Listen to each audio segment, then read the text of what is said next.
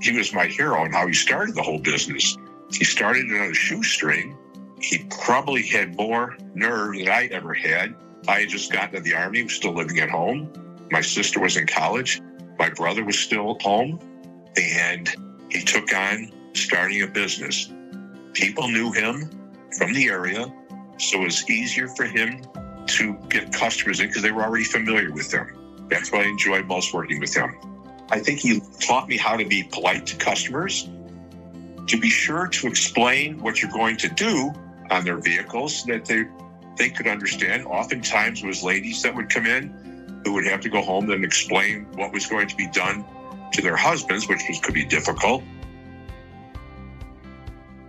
I came back here and realized that working for family or working in a family business gives you a sense of purpose that I think is unique.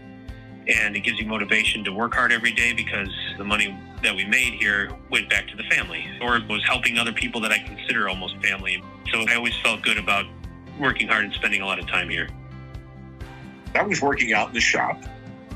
The business had started to grow and my dad was running the place by himself. So one time he came in, hey, can you give me a hand in here? I said, sure. I came into the office. He taught me how to write estimates, answer the phone, get answers from people about when the completion date would be for their car. And that's when I started with him. And then the transition came. My dad had turned 67 and decided that he wanted to retire. So I took over the business in 1993. I always felt like I had a second home.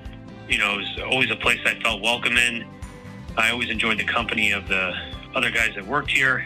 I think I got exposed to what a blue-collar trade is like at an early age, which I think was good for me. And I always felt like I had a dad who was really capable of doing lots of things with his hands.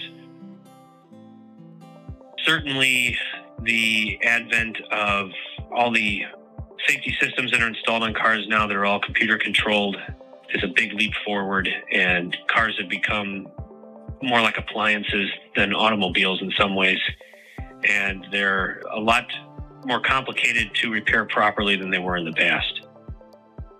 To be involved in iCar training has some benefits, which is that they're exposed to what's coming, what's new, what's coming our way, and then preparing for that change and being able to look ahead and make plans for the future and know how to repair cars that are going to be built next year.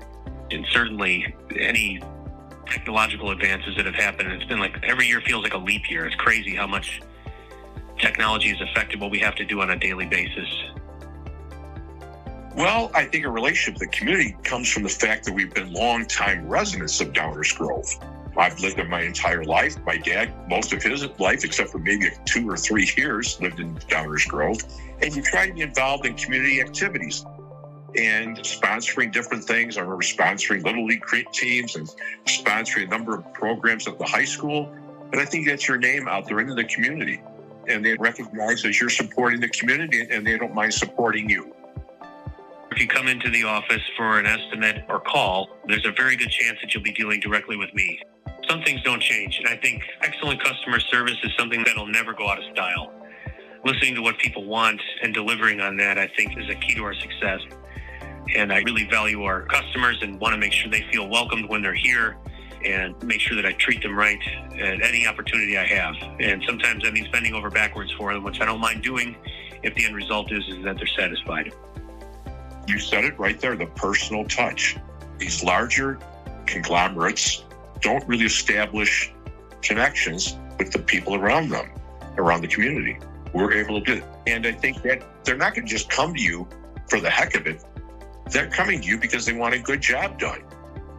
I think it's a real big measure of success. Not many businesses are able to stay around for 50 years and to transition from one ownership to another.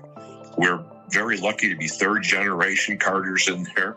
And again, the people we had working in the shop and did the work, and the quality of work that they did is so important to having stick around for 50 years. You can't do that without good employees. You just can't do it. It's one thing to be in an office and pushing paper around and writing estimates, but when it comes down to it, the people that are in the shop are getting the job done. It's a source of pride for us as a family that we have a business that is well known and respected in the community, and most of my family still live close by. They can always feel comfortable referring someone to me. All it takes is a phone call, and I'll treat whoever they send over here like they're my own family.